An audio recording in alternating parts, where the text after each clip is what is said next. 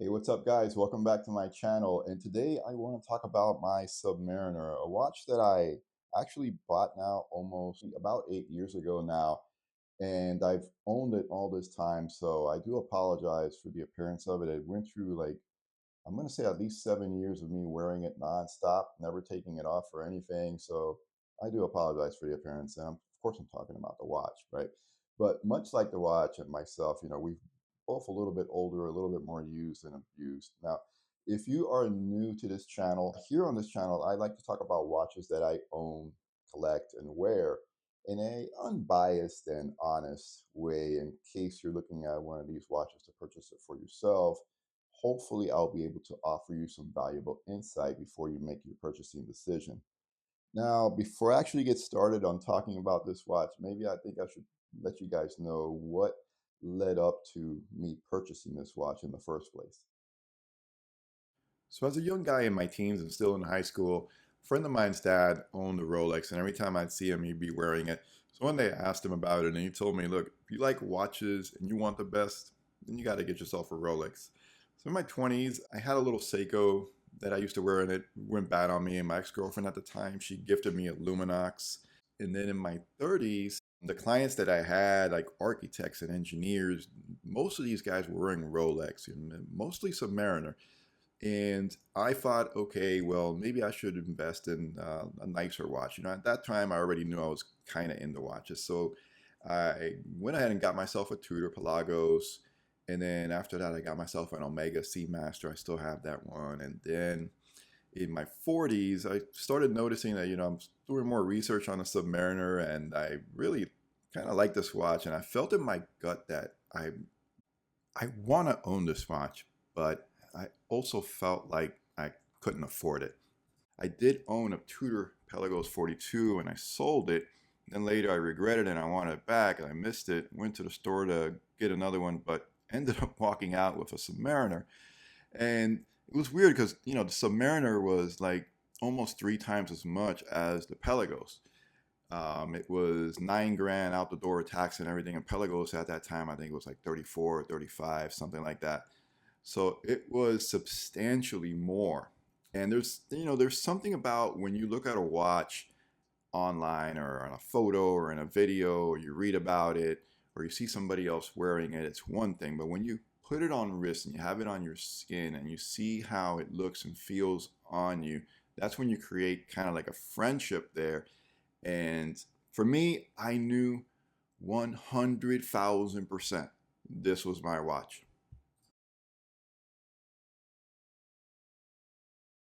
All right, so let's talk about the sort of metal that these watches are made from, which is 904L, which by the way is not something that's proprietary to Rolex. Rolex didn't invent 904L. It's a common alloy used primarily in high corrosion environments like oil and gas industries use it, fuel industries, chemical industries use it, even pharmaceutical manufacturing industries. What differentiates 904L from your typical 316L is that the alloy receives more molybdenum in it, it gets more chromium in it, but then it also gets a hell of a lot more nickel in it. It's that nickel that gives it this more of a lustrous finish on it. And I find that the hue on this type of alloy is a more brighter and whiter hue than that of a typical 316. In fact, it's kind of on par with something that I will see like sort of on a precious metal.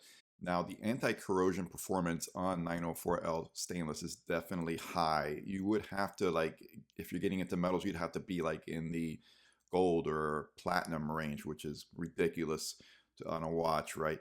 More suitably and more economically would be something like titanium due to its chromium content would be definitely a higher performance metal than that of 904L.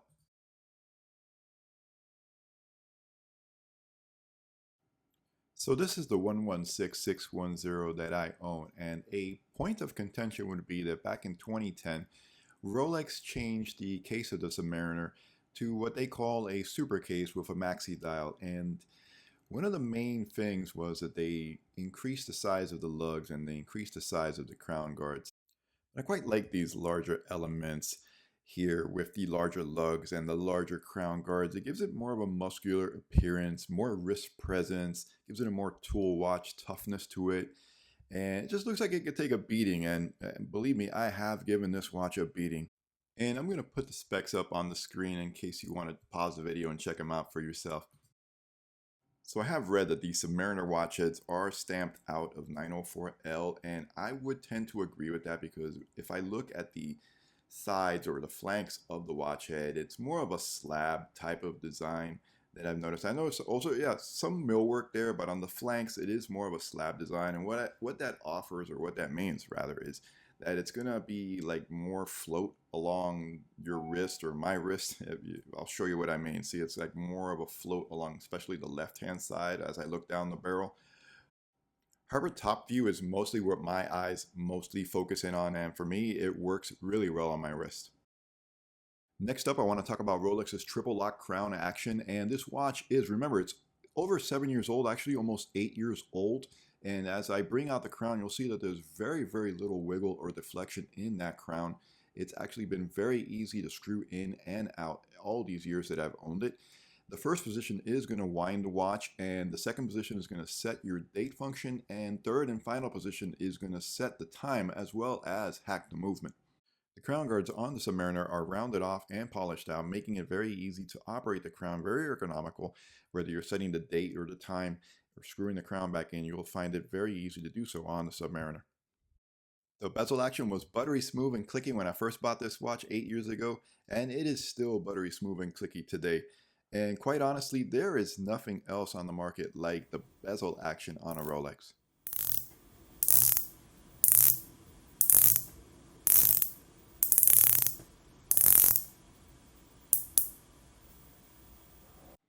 I'll be honest with you guys, I'm not a fan of ceramic bezel inserts on a dive watch. I have a little bit of disdain towards them because it kind of makes the watch look too pretty and it takes away from the tool watch nature of it. I prefer more of the aluminum bezel inserts, but on this Rolex, I'll give it a pass because my personal opinion, it marries up pretty well with the dial. The only thing I don't like is on the 60 click position, the luminescent capsule that's there. It has yellowed over the years, so obviously wearing it under the hot Florida sun for 7 years while at construction job sites didn't help. To be honest with you, the next time I have the watch serviced, I'm going to have that looked at and probably replaced. The Chromalight display still glows very bright till this day. It doesn't start off as hard, for example, as like my Seiko Tuna would. Like that's a beast, right? It's like a torch. But I will say that it starts off at a certain level and it remains at that level. It's very consistent and it'll last for a good 8 to 10 hours on a full charge. So I did start hearing like a squeaking noise and feeling a vibration coming out of my watch. I'm assuming it was the automatic winding works. So I took it to my AD, and the first thing they said to me was, look, normally this kind of thing happens like if there's like high impact to the watch. Have you been doing any kind of high impact? And I was like, no, there's no high impact. I'm not doing anything high impact. I just started doing it. So they looked at me a little bit sideways, but they ended up sending it to Rolex of New York, and they took like 2 or 3 weeks. Of course, everything got fixed under warranty, and I got it back, and it's been great since. So all that happened back in 2022, and here today you can see here by these numbers, 0 seconds lost, high amplitude, very small beat error. Watch is really running on point. The only issue I'm seeing, however, is just on the power reserve. On this 3135, it should be 48 hours, and it's about 36 hours of power reserve. So I reckon the mainspring just needs to be taken out, cleaned, and re-greased, and probably the whole unit just needs a whole new service soon. But it's running good, so I'm just going to hold off until later. One thing I appreciate about this watch is the bracelet. It is well engineered. And a lot of people don't take note of how well engineered the links are. And they're scalloped. If you pay attention, they're scalloped on the inside. And that is on purpose. It's to conform more to your wrist. Here you can see this little sketch that I made, how exactly the point I'm trying to make. So it's very comfortable. The links themselves, they do have a separation, so the air gets through, it gets vented, so when it gets hot, your wrist stays cooler. Of course, the glide lock on this clasp is great. This is like this huge value proposition on this watch. It's easy to work, and all these years it works like a charm. It doesn't give me any issues. It's smooth. It's a great feature to have, especially down here in South Florida where it's kind of maybe cooler in the morning and then it gets really really hot during the day. So this is a must have on a stainless steel diver like this for sure.